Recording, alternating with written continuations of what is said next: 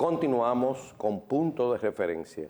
Estamos haciendo una mirada, ¿no?, a la política dominicana en el 2023. Ahora vamos a seguir en esta reflexión, pero quizás es bueno que nos concentremos un poco en las próximas elecciones municipales, las elecciones locales. Sí. Hay una amiga nuestra que dice que de la Constitución del 2010, las elecciones locales tienen, en este caso municipales. Cuando hablamos de municipales, nos estamos refiriendo a las alcaldías, los regidores, los directores municipales y sus vocales. Y los vocales. Sí. Efectivamente. Es decir, que digamos, el poder local recibió un cierto fortalecimiento a partir del 2010, dice una amiga de nosotros. Así es. Lo reconoció como territorio de poder efectivo. Es decir, la Constitución de 2010 recuperó en términos legales el territorio que le corresponde a lo local. Es decir, lo elevó de categoría jurídica la Constitución de 2010 y eso, obviamente, a través del tiempo ha venido surtiendo sus efectos de importantizar esas elecciones, porque cada día es más los recursos que manejan los gobiernos locales. Es decir, hay que recordar que la gobernabilidad local es el espacio más inmediatamente inferior que tiene la sociedad para comunicarse con el Estado. Y por eso, entonces, eso adquiere una dimensión extraordinaria, porque no todo el mundo puede ver a un ministro de un gobierno o puede ver al presidente. Sin embargo, todo el mundo en lo local puede ver un regidor, puede ver el alcalde, o puede ver los directores o los vocales, y puede hasta compartir con ellos. De manera que el poder local ha adquirido una dimensión extraordinaria. Y eso se expresa y se va a expresar en la importancia que tiene para la democracia dominicana esa descentralización política a través de las elecciones del 18 de febrero. Aquí se van a elegir a nivel local alrededor de 3.000 puestos entre alcaldes, vicealcaldesas, regidores, directores y vocales. De manera que en lo local es que está la masificación de los puestos de elección popular. Es donde más se van a elegir candidatos. O sea, no es en los diputados, porque los diputados, todo el mundo sabe que son 190 y tantos, y senadores son 32.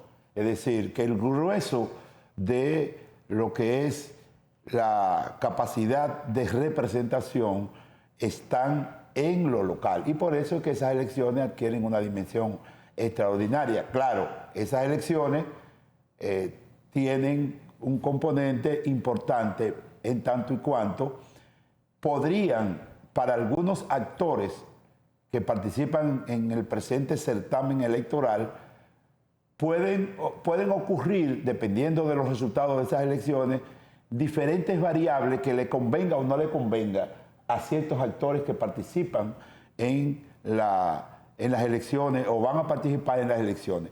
Este tiene una característica, Radamés y Filpo, que es que a nivel presidencial hay las alianzas que todo el mundo conoce. El PRM tiene 20 y tanto, la Fuerza del Pueblo tiene 6 o 7, el PLD está solo, pero tienen mecanismos de alianza ya previstos en la ley y está definido.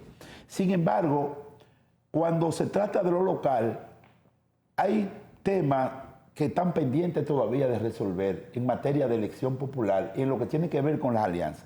No como a partir de estas elecciones, las personas que vayan a votar pues tendrán dos opciones, es decir, van a tener dos boletas, una para elegir el alcalde y otra para elegir los regidores. Son dos boletas. Eso significa que son dos mecanismos de elecciones distintos. Como, o sea, no hay el arrastre. No hay el arrastre que había antes, que el síndico arrastraba a los regidores. Ahora sí, lo que van juntos son el alcalde y la vicealcaldesa. Claro, eso sí. Se eligen en una sola boleta. En una sola boleta. Ahora hay ese listado antes de la descentralización, ese listado la gente votaba en función del número, es decir, depende del número en lo que se inscribía, la gente podía quedar o no quedar como regidor. Ahora no es así, ahora ya no es así, ahora es por la cantidad de votos que saque cada quien. Lo que quiero significar es que en la práctica lo que se está dando es que hay alianza a nivel de alcaldía, pero no alianza a nivel de regiduría. Ahí puede haber algún tipo de problema a la hora de contar los votos, para uno y para otro.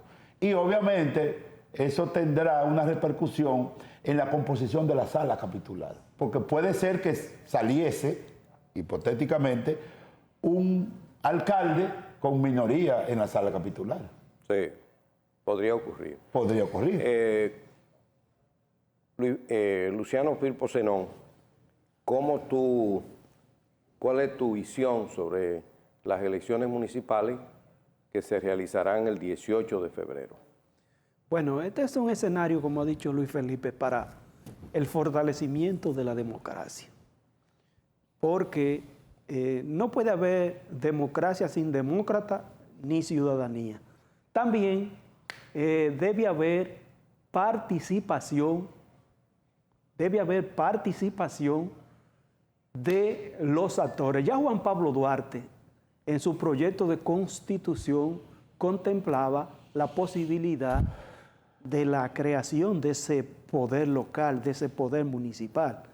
En el contexto actual se ha avanzado un poco, pues se habla de presupuesto participativo, las juntas de vecinos se pueden nuclear y estar próxima, como ha dicho Luis, de otra forma, de los consejos municipales. Y entonces, dentro de esa perspectiva, nosotros entendemos que se fortalece la ciudadanía.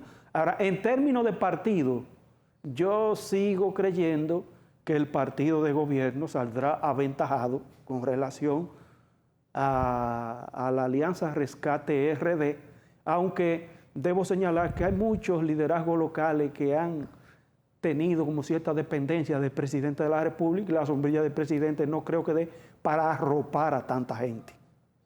Que cada uno tiene que trabajar a expensas de que esté en el gobierno o esté en la posición que sea, tiene que trabajar para ganarse su militancia, para ganarse las personas que le den credibilidad a lo que estamos diciendo aquí, de convertir las preferencias en votos efectivos. Eso es indefectible para los resultados electorales del próximo 18 de febrero. Hay un viejo debate. Las elecciones municipales son el 18 de febrero y 3 meses después las presidenciales y las congresuales, de manera que están separadas. Sí. Hay quienes sostienen que son dos cosas completamente diferentes. Siempre he creído que es un mismo proceso, aunque con una autonomía relativa. Las elecciones municipales, donde los candidatos locales, su personalidad, su figura, se destacan y juegan un papel fundamental. Pero es evidente que la influencia de los candidatos presidenciales también influye. Observen cómo hoy que estamos, porque este programa se pasará en diferentes momentos, pero este programa se está realizando el domingo 7 de enero. Hoy el presidente va a hacer un recorrido en la capital con la candidata a la alcaldía de Santo Domingo Norte, Betty Jerónimo. Va a ser un recorrido por la ciudad y luego va a ser otro recorrido con el candidato a la alcaldía de Santo Domingo Este, Dio Astacio. O sea que de alguna manera la sombrilla del presidente se está concentrando en los grandes municipios. Y en Santiago el presidente va a hacer un recorrido, una caravana, un recorrido el domingo 14 de enero con el candidato a la alcaldía de Santiago, Ulises Rodríguez. Naturalmente. Y en el día de ayer, el candidato presidencial del PLD, Abel Martínez, hizo un recorrido por las 3 circunscripciones de Santiago con el candidato del PLD, Víctor Fadul. De manera que los candidatos presidenciales, de alguna manera, aunque la personalidad del candidato a nivel local será fundamental, pero la influencia de los candidatos presidenciales están influyendo.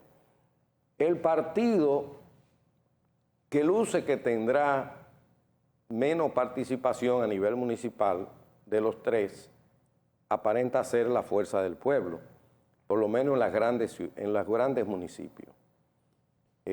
Observen que el PLD lleva como candidato en Santiago, Víctor Fadul; en la capital, Domingo Contreras; Santo Domingo Este, Luis Alberto Bonilla. No, ahí no hay alianza en Santo Domingo. No, está diciendo que lleva el PLD. No, yo estoy hablando del PLD. Luis Alberto que llama, ¿no? Sí, creo que Bonilla. Y la Fuerza del Pueblo lleva a Julio Romero. Romero.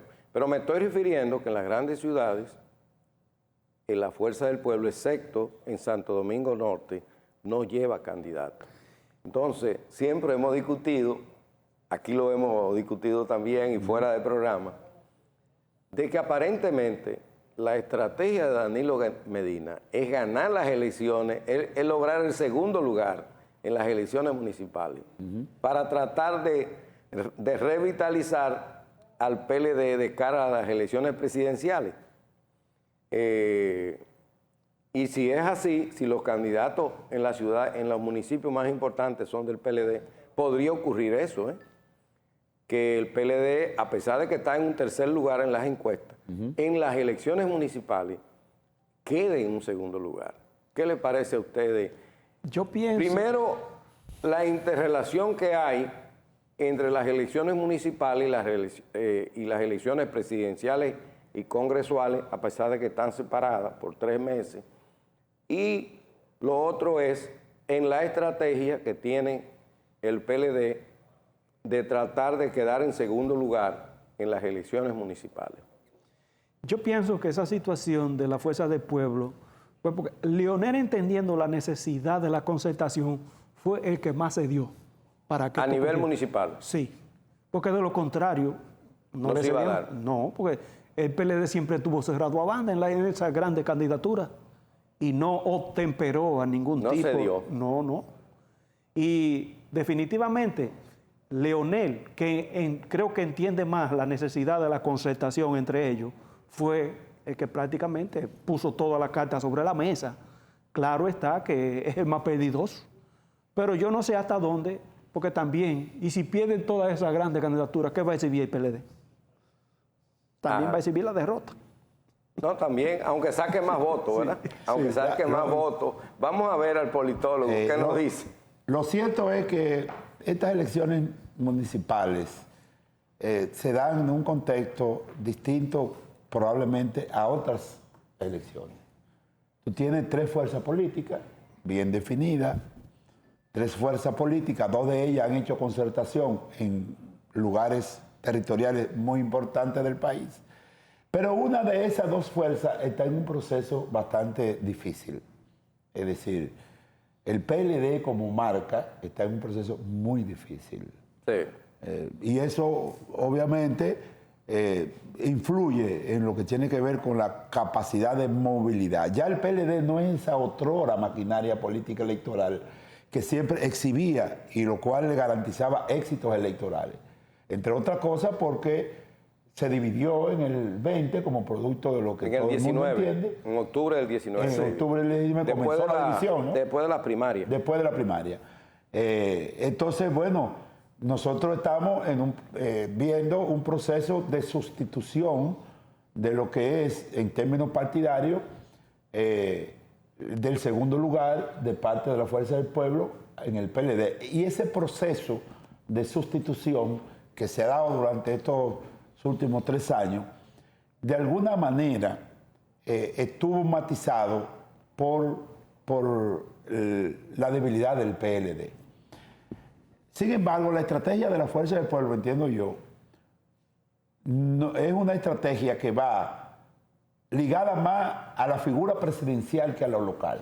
Es decir, a la Fuerza del Pueblo le interesa más promocionar a Leonel que otra cosa, como candidato presidencial. Es un partido que se ha articulado en torno a la figura de Leonel Fernández. Correctamente.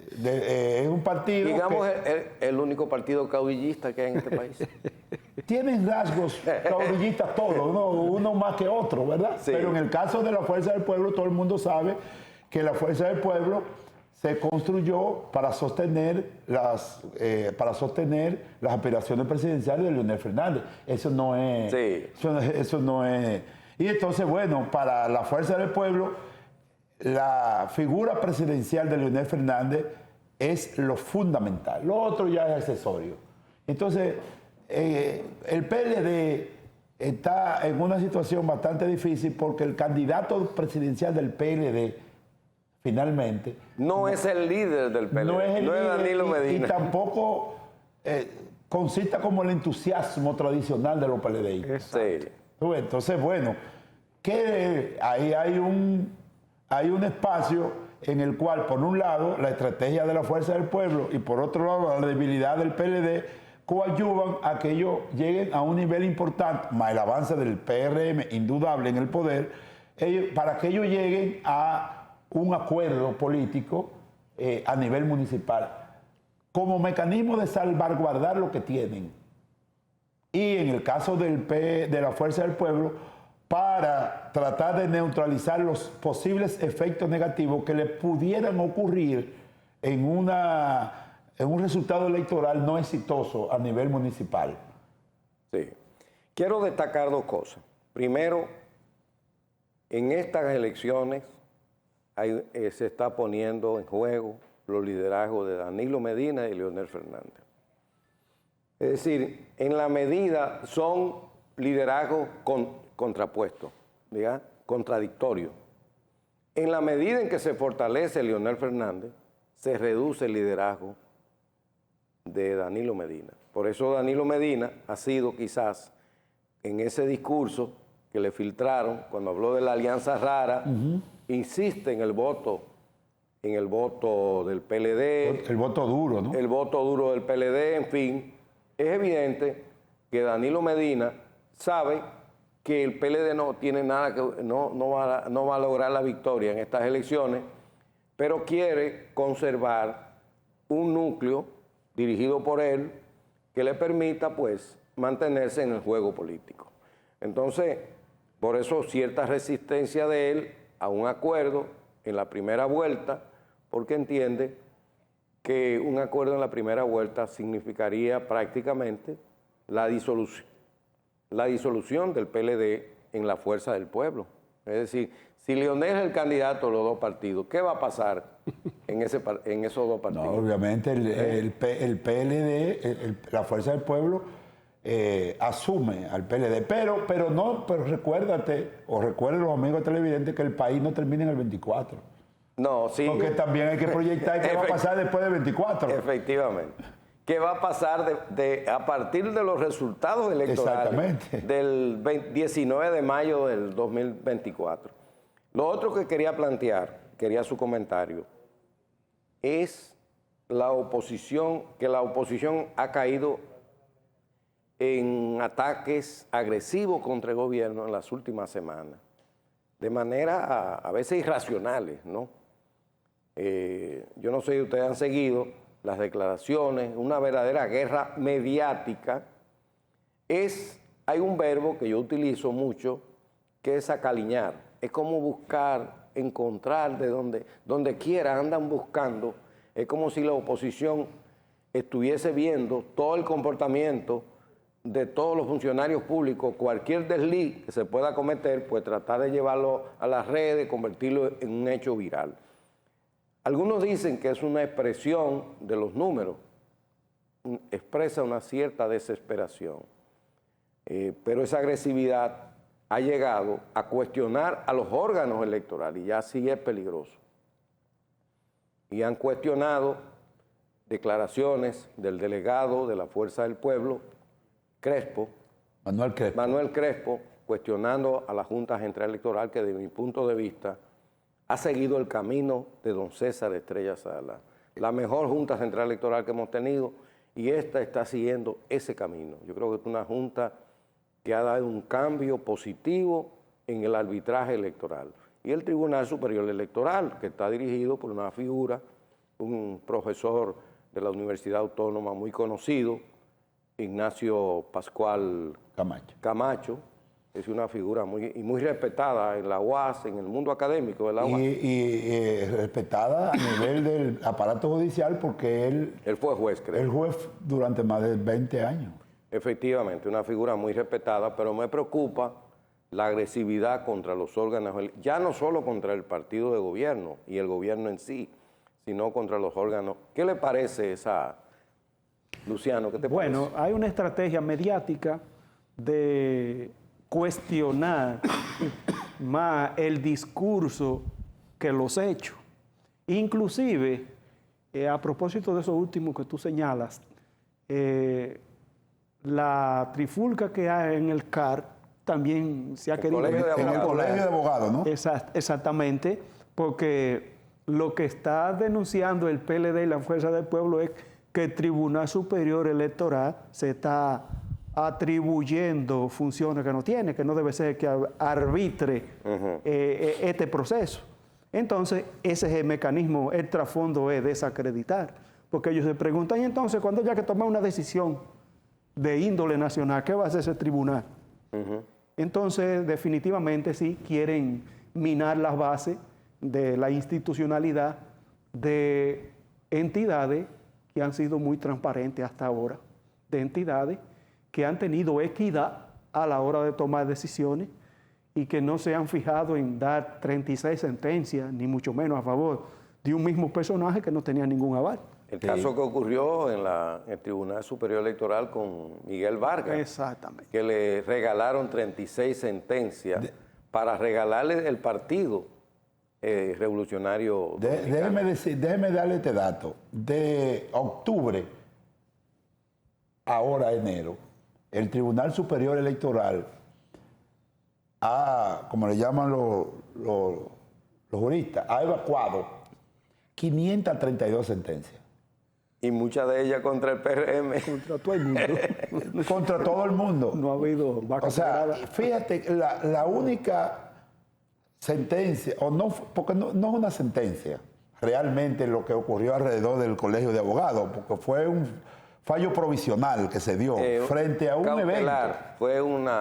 Frente a un evento. Una medida cautelar, ¿verdad? Sí, Creo que le llaman en materia de amparo. Es decir, o sea, están amparando derechos fundamentales. Y entonces, eso es una discusión jurídica de si tiene o no tiene potestad. Sí. Pero el hecho del tribunal asumir una posición no puede generalizarse porque tú no estés de acuerdo con una decisión.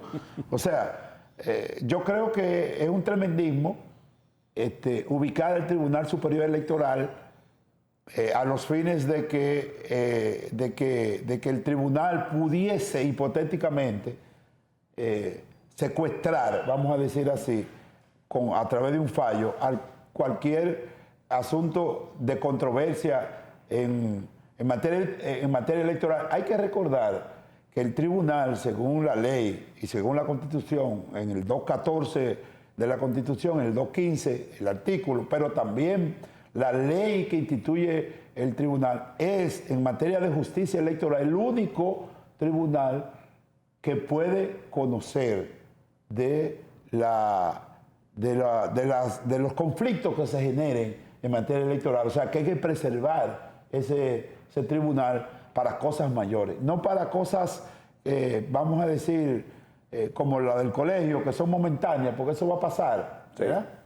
Y obviamente yo le puedo decir a ustedes que definitivamente las elecciones de febrero y las elecciones de mayo están interconectadas, Radamés. Están interconectadas. Claro que sí, claro que sí. Lo que pasa es que el resultado electoral de esas elecciones no tendrán el mismo impacto en todos en todos los actores que participan en las elecciones. Uno más que otro Claro. lo tendrá, por el posicionamiento que tienen. No es lo mismo una persona que esté esperando un resultado electoral que le es afín para posicionarse a uno que ya está posicionado. Como el caso del presidente de la República.